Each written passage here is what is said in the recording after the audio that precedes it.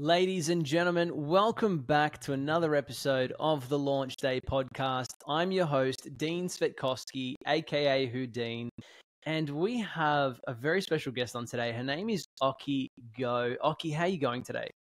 Yeah, good, Dean. Thank you so much for today. Thanks for inviting me to your podcast. You're very, very welcome, and we're very, very glad to have you. And, you know, we've had a couple of conversations outside of this podcast as well. I mean, some of the guests that we have on, I've never spoken to before, so it's a clean slate, and, you know, you don't really know too much about them. But we've had some prior conversations, and, you know, correct me if I'm wrong, you're looking at, you know, having multiple businesses and growing and expanding in some of the different things that you're doing. Is that right? Yeah, that's right. Correct. So That's multiple awesome. businesses has been my passion. I've always grown up in a family that has got different industry businesses. Mm-hmm. Yeah. I love that. That's brilliant. So, like, growing up, you've always been around it, right? So, do you want to run me through that? Like, what was it like growing up for you? Where does the business passion come into the equation? Yeah. So growing up, all of my parents, friends, relatives, and all that, they're all entrepreneurs. And I've never known any different. Everyone has got businesses, everyone has got companies, everyone's starting something new, something different, launching something else. And the way my dad greeted his bunch of friends have always been, in his native language, has always been, how's business today? How's business this week? And I always thought that that's how you greet people. Right. Yeah. How's business?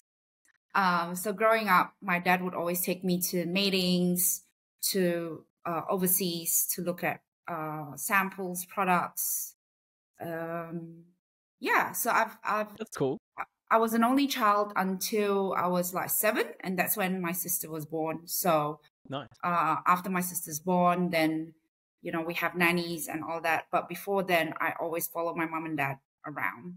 And we live on top of the factory as well in Indonesia. So when I come down, that's where all the factory, you know, the workers, the machines, the equipments, that's where it all happens. And, you know, is that from some previous conversations I've had with other people, that's pretty common in certain parts of Southeast Asia, isn't it? Where, Correct. you know, if your father is in business or your parents are in business, it's actually quite common to have a nanny involved, you know, with the family as well. You know, did that play any role for you? Like, did you still maintain a really strong relationship with your parents, regardless of there being a nanny in the middle somewhere and sometimes, or? So when growing up, all of my friends are the same. We're all raised by our nannies, and we have a professional, now that I understand, we have a professional relationship with our parents. Okay. So our parents are more like, have you eaten? Are you well clothed, well fed, well educated? And then I've done my duty. So it wasn't a parent-child relationship as we have here now, as how I raise my son now. Understanding that at that time in the 80s, being a good parent means being a good provider. So in terms of their duty, they have fulfilled it because they have provided education and necessities. Yeah. That's really cool. Cool in a way. At the same time, it's so interesting how there's that big difference between back then and now. And I think even now, I reckon it still happens in some cases. Like, I know for me, I was thinking, you know, I might need to engage a nanny for my daughters, and you know that there's that. Because I have had conversations with people before, such as yourself, where a nanny was involved, that like part of that was like, you know, do I want to be in a situation where my children are raised by my nanny? Because I love my kids to bits, right? So I couldn't imagine not spending time with them on like an emotional level. So yeah, look, it's interesting to say the least. Yeah. It's interesting, right? But I guess if you look at it in a different way, like we still go on holidays with my parents without the nannies, and we still understand that our parents are our parents, and the nanny is helping out on a daily basis. It's like an auntie. It's like having another auntie in the family, and helping you with your day-to-day needs and stuff. And after that, me and my sister grew up in Singapore, and that's where we met my godparents, who is coming to Perth tomorrow to celebrate Chinese New Year with us. Nice. So now we are very close in terms of me and my parents, but my biological parents. And then I have my godparents as well, who is also in business as well in Singapore. And we have a really close relationship. So people get really confused. So how many parents do you have? Or if my son says grandma, which grandma they're referring to, or because they come from me, right? From just me. And it's different, it's unique, but it is really special. It's very special because you get good relationship, and you get like really close relationship, and it's different, but it's unique and it's special. I do like that there is a level of that formality that I like about it. You know what I mean? Like there's a certain part of it where I'm kind of like, oh man, like if that was the situation where you could have these high level adult conversations with your kids, like how great it would be. But then at the same time I look at it and go, oh, but then it would take away from the experience, you know what I mean? Yeah. So run me through, like, what was it like growing up as a, you know, when you got to being a teenager? You know, I know for me, I had two sides to me being a teenager. One side of me was, you know, up to no good and causing trouble. And then another side of me was winning Australia Day awards, right? It's such a big disparity. You know, did you have any sort of experiences growing up where you may have been taking a different path? Or because the good path for me, I was volunteering and I was also in business when I was in my teenage years. So run me through that. What was happening there? Growing up as a teenager, I was in Singapore. And we had racial riots in Indonesia. So my parents sent us to Singapore, and that's where we met my godparents. Then what I didn't realize back then is that we weren't as educated as now, that we are very neurodiverse. I'm neurodiverse. So I was easily bored. So I was trying out different things, going to do different stuff. I did dance and drama. I did economics. I did debate. So that was all in Singapore. And I'm very grateful to my biological parents for sending me and my sister to Singapore to be exposed to all these different opportunities. I never knew why I always think different. I always have problems with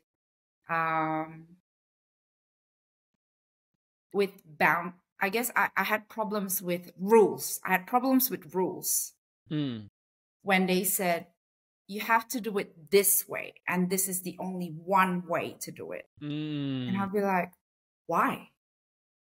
Why not this way? So in Singapore, education was really strict. There's only one way to go to high school, and you have to go to the best high school, or you're not going to succeed in life. But that is not true. There's so many different paths to success. There's so many different paths to there's so many different paths to going to university. There's so many different paths to studying, to education. And the whole stress behind it, it just broke me. It sort of like made me rebellious. So that is, I guess, that sums up my teenage life. Yeah. And, you know, I share a similar, you know, sort of sentiment to you, right? Because like even for me in high school, I was doing the Rubik's Cube, and I had a lot of issues with like bullying and things like that. And so no one else would, like they were all doing it. No one else would actually show me how to do it. I actually had to work it out on my own. So I had no help. And I worked out how to do a Rubik's Cube on my own, and people would sit there and look at me like, what the hell? Like, how did you do that? Like, I've never Yeah. seen anyone do it that way before. So I feel the same way, right? Like there's 1,000 ways to skin a cat, you know, Correct. for lack of a better metaphor, right? So, but even then, like teachers were always telling me, "No, you're never gonna be successful." And you know, I remember a very distinct moment that one of their head teachers, I won't go into which department or their name or anything, but because Yes. they now they follow me, but they know I'm talking to them. But you know, they told me, "Oh, you should quit, just do an apprenticeship, do a trade. Yeah. You know, you won't achieve anything in life. You know, you should just quit school and whatever else." Such Yes. an interesting thing to say to a student. Of And then a course. couple of years later, it was so funny. You know, I was had a business before in chatbot technology, and we happened to cross paths. And he was meeting one of my clients. So one of my clients was selling products to the school, and he was the teacher that was the contact person. And it was so funny because you know, he goes, "Oh, Dean, how are you?" You know, et cetera and so on. He goes, "Oh, what are you doing? Like, did you just get a real estate license or something? You're interning there, blah blah blah." My client jumps in. He goes, "Oh, absolutely not. Dean's got a business with 10 employees, and he's a big contributor to the community, and blah blah blah." And it really put him in his place, right? So Exactly. it's exactly right, and that's a testament to it, right? Correct. There's so many ways to achieve great things in Yes. life, you know? I remember one incident, similar incident. I had a tutor that came into the house, and he spent about an hour with me, helping me with my physics. I was Yeah. really bad with physics. I'm still really bad with physics. And he said to my dad, when he finished, he said, "I'm not going to teach your daughter again, because you shouldn't waste your money on sending her to university." Hey, yes, I'm talking to you, and I know it looks like the interview, but it's actually not. We're taking a really quick, short break so that way you can hear me out. I really want you to hear me out here. If you are a business owner, you are building your personal brand. I mean, you could be anyone. You could be a real estate agent, you could be an astronaut, an IT professional. It really doesn't matter who you are and where you fit into the world. This interview is great for you. If you're really struggling to make content, and let's face it, right? When we get our phones out and we're like, you know, taking selfies and doing videos that way, you know, it just comes across as inauthentic. And the other side of that as well is the fact that it's just so hard to come up with ideas of what kind of content to create. And this is where our interviews absolutely bring a powerhouse and an arsenal of, you know, basically a war chest in terms of your organic content marketing that you're creating. We create the TikToks and Reels for you. Here's the thing. I've got some great news. The great news is that this interview is completely free. We boost your SEO on Google because we go and feature these videos like the one you're watching on YouTube. And not only that, but we also give you free content to post to TikTok, Instagram, Facebook, YouTube, and all the rest of it as well. So if you haven't already, in the description down below is a link to Linktree, where you'll see the opportunity for you to book your very own interview and get free content for your personal brand or your business as well. I'll see you on the other side of the screen. So then he said to my dad, "Don't waste your money on sending her to university. She's not going to even graduate. She's not going to be even be able to graduate high school. So don't bother spending so much money on her education." And my dad turned to me after that. He said, "You can listen to him, or you can just do what you think is best for you. So you can decide. You can decide your future." And I am so proud of my dad, because my dad, he grew up in an environment where you don't educate women. Because women is going to get married and become a housewife. So you don't educate your girls. So he has 2 girls, 2 daughters, and he was spending a lot of money on our education. And a lot of his friends, they only educate their sons. They send their sons to the US to study. They send their sons to Singapore and Australia, but not their daughters. Interesting. So for the fact that he actually did that to us and he educated us and he taught us independence, I still believe in my marriage. I still believe in, having my relationship, but it doesn't mean that I became like a total feminist and stuff. It doesn't mean that. He just believed in us enough to say, I'm going to give the best to the two of you and provide the best opportunity to the two of you. And if anyone says anything otherwise, come to me and I will support you in that way. So growing up, my dad is busy. My mom's busy with the business. But anytime someone says something about us to us, he's always quick to intercept. Up till today, I'm almost 40.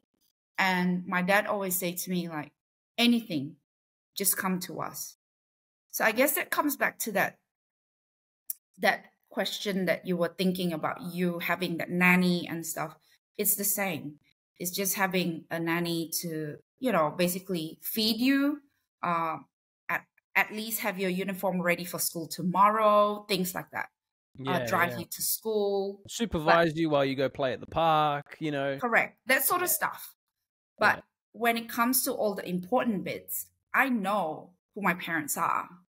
I know I can always come to my mom and dad for any support, any help, both emotional, financial, anything. Yeah. And that's awesome, right? So like one of the things that I was actually surprised when you were about to tell me what your dad told you. I was actually genuinely expecting him to be like, no, you're absolutely useless, and start really berating you and things like that. Like that was kind of like the typical, Asian response that I would know of, right? Yes. From just my networks and contacts and connections, Yes. right? That's definitely the usual kind of treatment that you get. So when you told me that he turned around to you and said, oh no, look, you decide your path and, you decide your future. You can either listen to him or you can do this. I was like, gosh, that's awesome. So not only like, I get the whole nanny concept, but he really was a good father too. Like he's really given you a really good opportunity, which is really cool. I kind of like it, to be honest. Yeah, he's such a cool dad. And even today, with the whole things that is happening with managing a company and all that, and running my own businesses and acquiring future businesses as well. The way he think. Also, one more thing. My dad's not educated. He didn't get to go to school. He was born in Borneo. He was really poor. He didn't have enough money to eat. He started working when he was 7.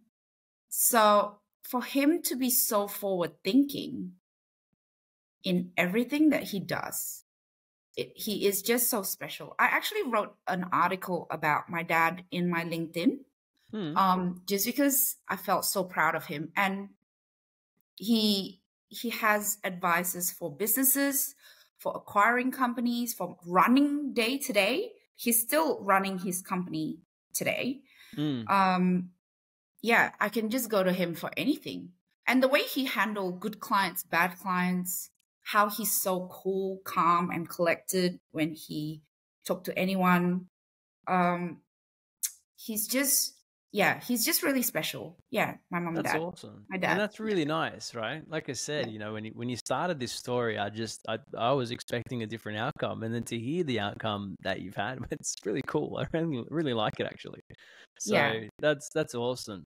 Well, look, we've gone into your childhood, growing up, and things like that.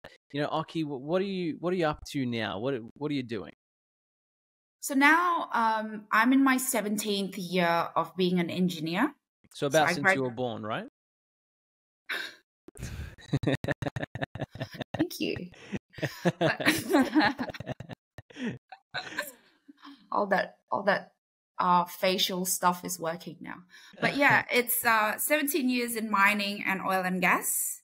I graduated with a chemical engineering degree, and with the support of my dad. That was a tough degree because I'm not a studying person, right? So after understanding that I'm such a neurodiverse person, studying is definitely a very difficult thing for me. You have Enduring to have 4 someone years. to keep you in line, keep you in focus, remind Correct, you, hey, correct. come sit down, Yes, absolutely. that's right. Yeah. And read these books and stuff. Yeah. But yeah, with my dad's support, my mom's support, I finished 4 years of chemical engineering degree, worked for 17 years, and now I obviously I've met you and the group. I It sort of opened up a new side of me that has always been there but never been nurtured. So I think that's where I'm at right now. Same like you, looking at businesses, acquiring businesses in either engineering. So we have a diamond company. We're talking with engineering firms. Also, I have recent interest with a real estate company as well, talking about rent rolls, steel, because my parents are in steel. So me and my sister and another business partner started up a steel company, working with manufacturers in Australia to Nice. provide high quality, good steel for construction purposes. For sure. So I might have some contacts for you too in that space. So yeah, that'll be fun. Yeah. for myself personally, like I've done a lot of exporting overseas. Yes. So Yep. exporting Australian and New Zealand, not just commodities, but also things like steel, livestock, fresh produce, things like that, overseas to Asia. So Yeah. I've got a couple of contacts there actually. Yeah. I can definitely hook you up with for sure. So happy to do that after Thank this you. interview. Yeah, that'd be great. That's awesome. So you're doing a couple of things, diamonds. So I know, like, if I need to buy some diamonds, because I'm the type of guy where it's, I don't just go to Michael Hill and pick the one ring. I like to make my own, right? So Yes. I'll go to a goldsmith and get them to actually make it, and then go and get. Is it GIA or is it GIA and IIA? Are they the two? Is it GIA and what's the other one? GIA, IGI, IGI. IGL. Thank you. Yeah. Yeah. So they're the Right. two. Are they? That's where the diamonds are. Are they from there? Like, are they certified GIA and IGI diamonds, or? Yeah. Yeah. We can certify them GIA, IGI, IGL. And yeah, there's quite a few certification around I that love is that. known worldwide. But it's that in itself is a story, because my husband, at that time, he was my boyfriend. When he wanted to propose, I was offshore. I was working offshore. And he Interesting. went into a retail shop. I'm not going to name names, but a retail shop that has, he walked in and he just goes, I want a nice ring for my girlfriend. Okay. So obviously, they sold him something that is quite a lower quality color, but because of the brand and because of the blue box, it was very expensive. And I came back and I said, no, let's have a refund. But they don't allow refund. So then a few of our friends wanted to get engaged. So I said to them, let me do my research and let's hope that from this you can get better quality and better value. Then I came across this guy. His name is Daniel. Okay. And he's a diamond cutter in Israel. No. And he is passionate about, selling good quality products. I referred 3 of our friends to him. And at the end of it, he said, why don't you become our agent in Australia? And I said, I'm not interested in diamonds. I'm an engineer, and I think diamonds is really high risk. So I don't really want to deal with it. Then he said, okay, fine. But when I had my maternity leave, I got bored. So then he said, can you help us deliver something to one of our clients? And from there, it started with 1, 2, ended up with like 10. So then I had to apply for ABN. And then in the end, it got really big, and it became an ACN, like a company. So that's how it actually started, because I really am passionate about educating people with purchasing the right product for their budget and not just selling stocks. Absolutely. Absolutely. So, I mean, do you deal like direct to consumers, or is it B2B? Yes. Like, where do you spend most of your time? So originally we were supplying shops, but then that defeated the purpose because the shops ended up like earning the markup even higher. Mm. So we thought if we could supply direct to our friends and family without the markup, then, you know, we are helping both sides. So we pay the cutters more, and we give the buyers, like charge them a lot less than retail price. So it's like win-win on both sides. Yeah. Yeah, because I know, like, with my last relationship with my ex-fiance, I did have a custom ring made, and I went to a goldsmith and everything else. And I'll tell you, like, I went into a store and I asked for, like, you know, this kind of, you know, clarity, this kind of color, you know, this type, you know, this type of shape, blah, blah, blah, everything else. And then they valued it. I remember the retailer turning around to me saying, "Oh yeah, that'll be $12,000." And I'm like, 12 grand for that tiny, like, you're kidding me. And, you know, when I went through my contact here, who's a goldsmith here in Sydney, I only paid about $5. Yeah. So, you know, $5,000, $12,000, that's a $7,000 difference, right? Correct. So, you know, I'm looking at that and I'm like, huh, interesting, you know. And so you're right when, you know, people say that there's, and like how you say that there's a massive margin that's passed on to consumers when you're buying these Correct. type of things in retail, you know. Yes. And you're right. It is, when it comes down to it, the color. Because you know what, you know, that pretty blue box and everything. I was looking at, you know, rings on there, not for any particular purpose. Believe me, I'm not looking at proposing to anyone anytime soon, but just out of pure curiosity after a recent event that I attended. And I was looking at it and I'm like, colors G and you're charging 20,000? Yes. Are you They kidding gave me? my husband color H. Oh, wow. Even lower than G. Yeah. Wow. That's what I mean, right? I'm like, I'm looking at it, 20,000. The color is G and the clarity is like a VS2. It's not even like a VVS or anything like that. Are you kidding me? And so, yeah, that part for me was what really blew me away. Are you surprised at my diamond knowledge, by the way? Yes, I am, actually. I'm quite impressed. Like thinking to myself, hang on, that is very impressive.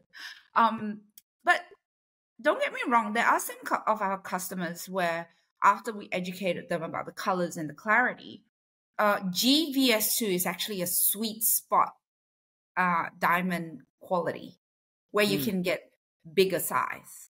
However, the one that they gave my husband is like smaller size, and yet it's a H color and a really high clarity. So it wasn't at the sweet spot. So that's where the education and where I'm passionate about, which is the education, because of the choice in the education. Yeah, that's where I guess that's where I'm at. Yeah. That's awesome. And look, Okky, what does the future look like for you? So what's on the horizons? What's in the plans? Run me through that. Where are we heading? I think, as I shared with you earlier, me and my sister, we were a part of a religious organization for a very long time. 19 years. That's a very long time. And at that time, we were taught how to think, what to think, or not to be too big, not to be too much. Yeah. And when I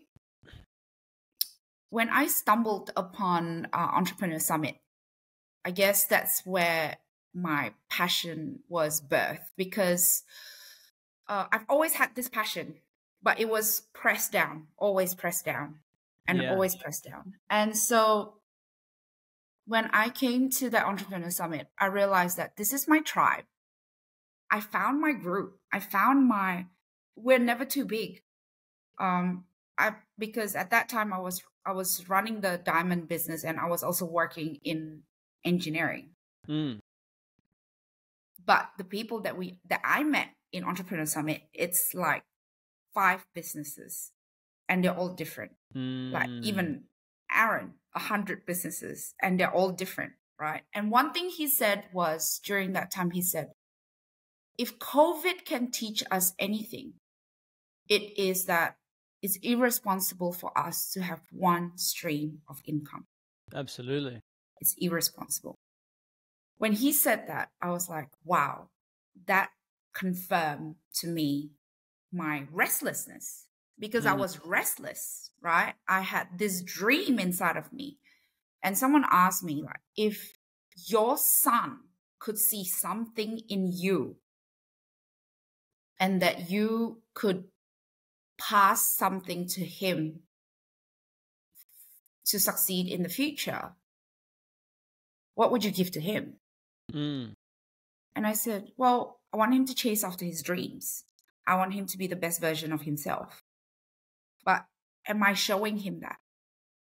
So I guess to answer your question, what is me in the future coming up? It would be me fulfilling my dreams, fulfilling why I'm born, why my parents worked so hard to educate me, to send me to all these opportunities, to provide all these opportunities for me. And it's to fulfill that opportunity.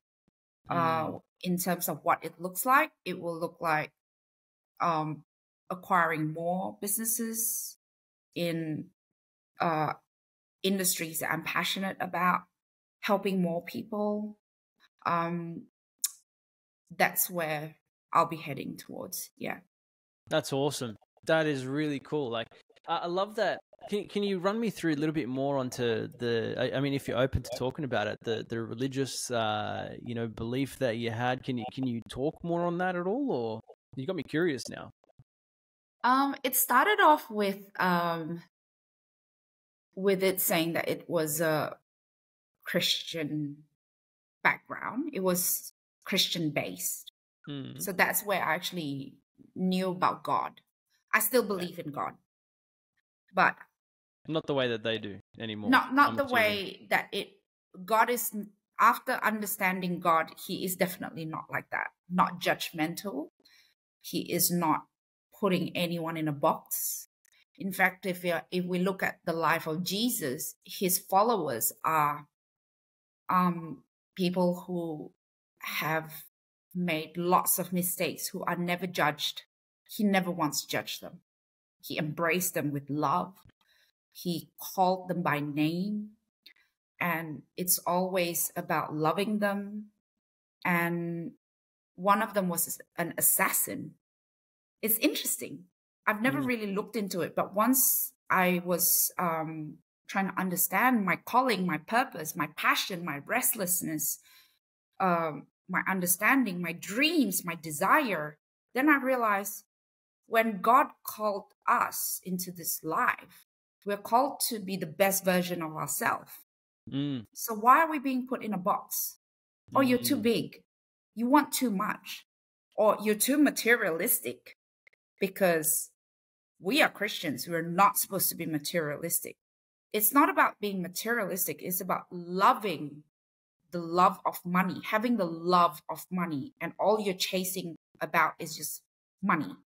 That's why I really love this group, because we have that 8 pillars. And one of them is relationship, and another one's like family, love life. Well, it's very wholesome, right? It's wholesome. Absolutely. So being in that religious organization, it just suppresses me into who I'm not meant to be. I get you. Okky, listen, honestly, I think we could go like another hour, but we are out of time, right? For those that are interested in learning more about you and your journey, how can they get in touch with you? I've got my Instagram. It's a public Instagram now. So it's Okky Go, OKKYGOH, with no space, no underscore or anything. So feel free to connect, and I'll be reading my messages. Welcome to DM me. Yeah. Any opportunities, if you need diamonds, if you have anything in civil engineering and mining engineering and things like that, definitely. If you need a rocket scientist, sorry, it was a chemical engineer. That's right. Chemical engineer, not technically a rocket scientist. And feel free to connect with me on LinkedIn. Not astrophysics, right? I love it. I Yes. love it. Anything like that. And you know what? Such an interesting journey. And what I'd be interested in seeing is going into more detail about your life story and your journey in future. And if you do want to see that from Okky, then definitely go hit up her Instagram. And I'm going to suggest to you that we set up TikTok and all the rest of it. Same username, Okky Okky Go Goh. Definitely check her out. Go and give her a like, a follow, a subscription on whatever platform it may be. And Okky, thank you so much for your time today. Thank you so much, Dean. Thank you so much for sharing. It was, for me, it was very insightful. And I think it definitely challenged me to think outside of, some common stereotypes and even some of the things that I do, like even with my daughters and things like that too. So it was really good. I really appreciate it. Thanks for your time, Dean. Not a I problem appreciate this very much as well. Thank you. Thanks very, for the very opportunity. welcome. Yeah, you're very, very welcome. Not a problem at all. And for all of you listening at home, in the car, at work, wherever it is that you're listening to this podcast, thank you so much for tuning in. And we'll see you again on the next one.